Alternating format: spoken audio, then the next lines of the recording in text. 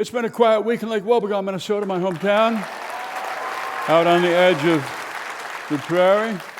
It's been cold there, but even more than cold, it's been windy, so it's been rearranging that big snow that we got this last week and moving it around. People shoveled off their driveways, and then the wind blew these big banks of snow up against the front door, which thank goodness we don't use, but it's a nuisance. Anyway, nobody is thinking about spring. People are just getting pale and weak.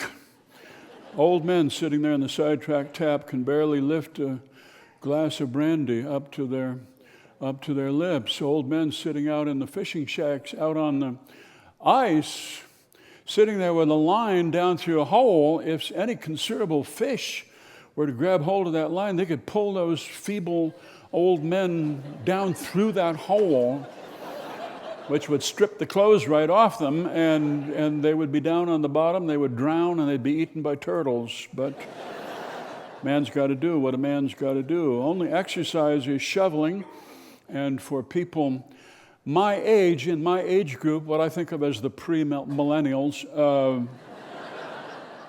the after 40 generation. Other people think of us as the blood-sucking pensioner generation.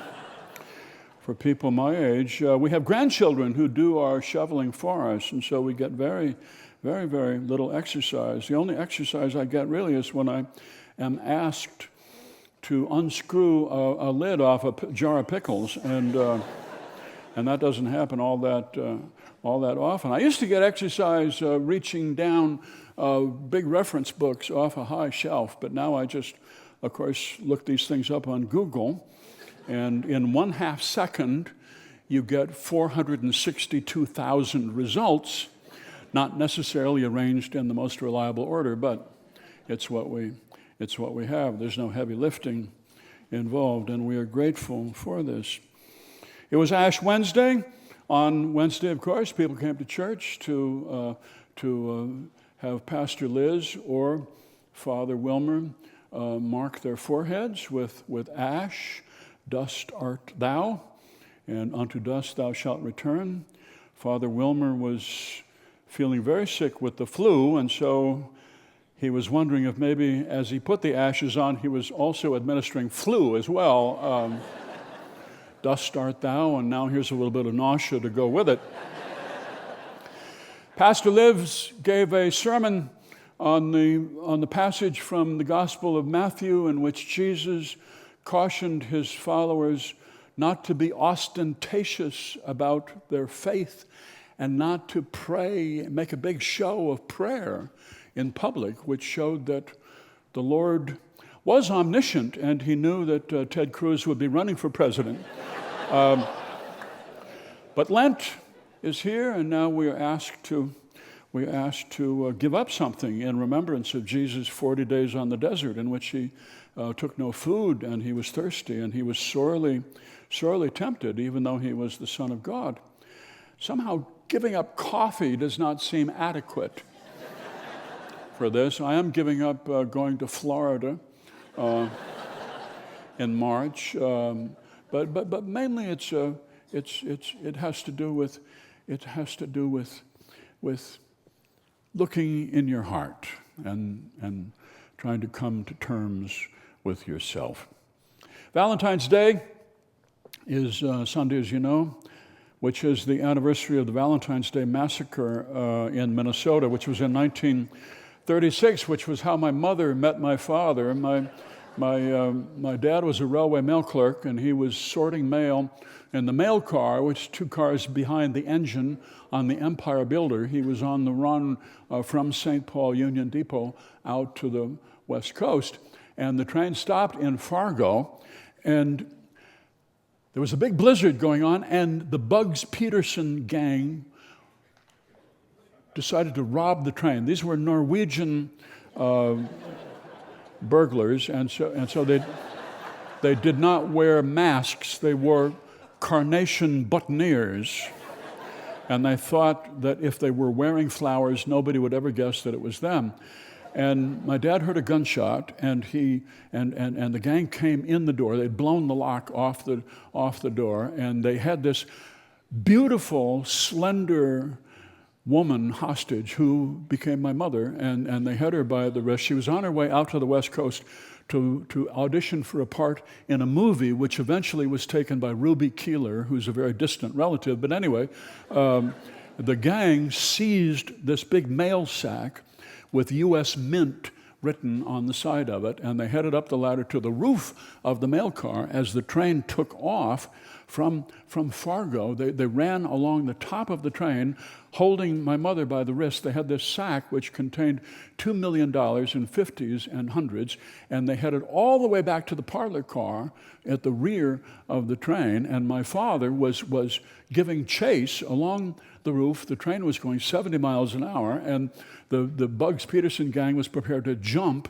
into a snowbank when the wind just blew them off the roof of the train, and my dad caught hold of my mother by the wrist just as she was about to go over, and he caught her, and she hung there, and he ducked down as the train went through a low tunnel, the only tunnel in the state of North Dakota. And when he came out of the tunnel, he had lifted her up and into his arms, and it would have been very easy for the two of them to go away and run away with the $2 million in that sack. But no, they turned it in when the train got into Jamestown, and they got a reward of $35.75, which was enough for a marriage license and a hotel room. And so here I am, and that's how I came to be here.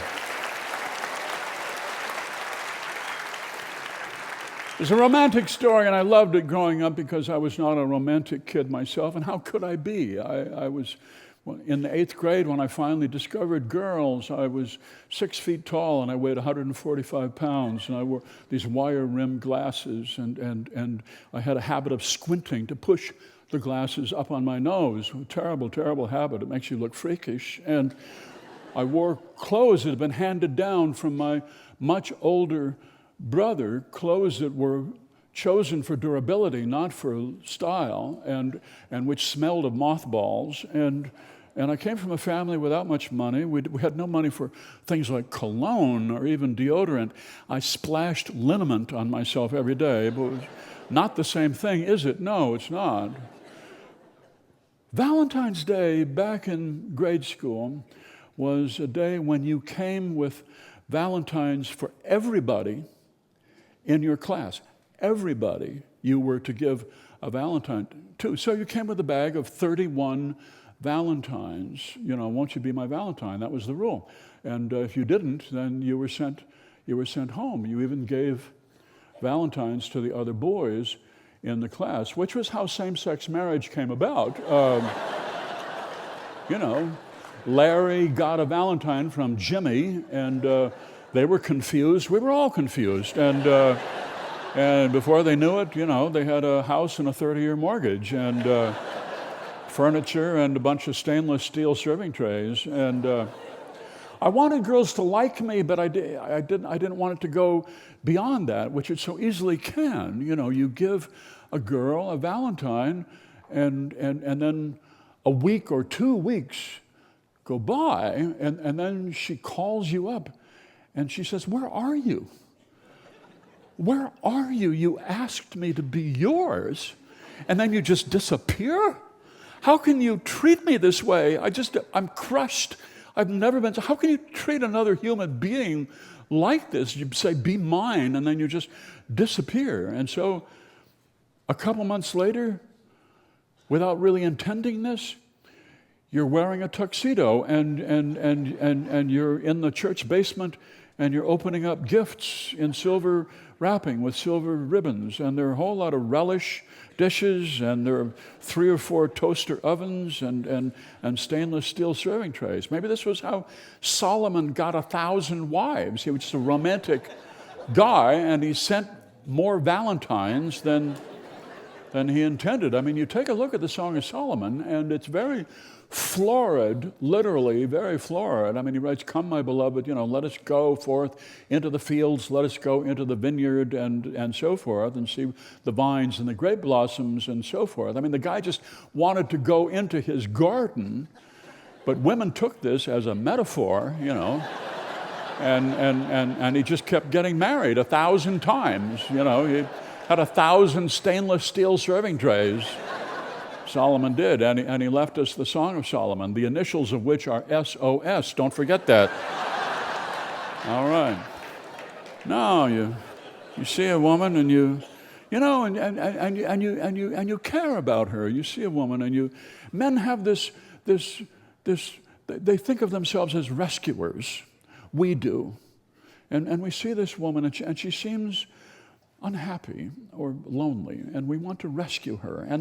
And this town is not worthy of her. We want to take her away, so we ride in on our white horse, and she's got credit card debt, and she has to live with her parents, and she has a lousy job, and so we lift her up onto the saddle, and she gets up on the saddle behind us, and she wraps her arms around our great powerful chest, and we ride galloping down the road, and our long blonde curls flowing behind us in the wind, and she's sort of sighing in our ear, and then one thing just leads to another, and before you know it, you've got a lot of relish dishes, and you've got this 30-year mortgage, and she looks at you and she says, those socks don't go with that shirt at all. You get children out of the deal, and that's good. You get children because you need children to set up your computer and to open up your child-proof, medicine bottles, and to figure out how to get Netflix, on your TV, and so you get a nice life. I'm not complaining about this at all. And you do love each other. I mean, you drive each other crazy, but you do love each other. You love each other. It's the horse that I miss, actually. That beautiful white horse. Whatever happened to White Blaze? You have kids, and a horse is not practical anymore. You got to get a van. But I miss the horse, riding through town, beautiful moonlit night, and you're just riding along, and I don't know. I'm not complaining. I'm just thinking out loud.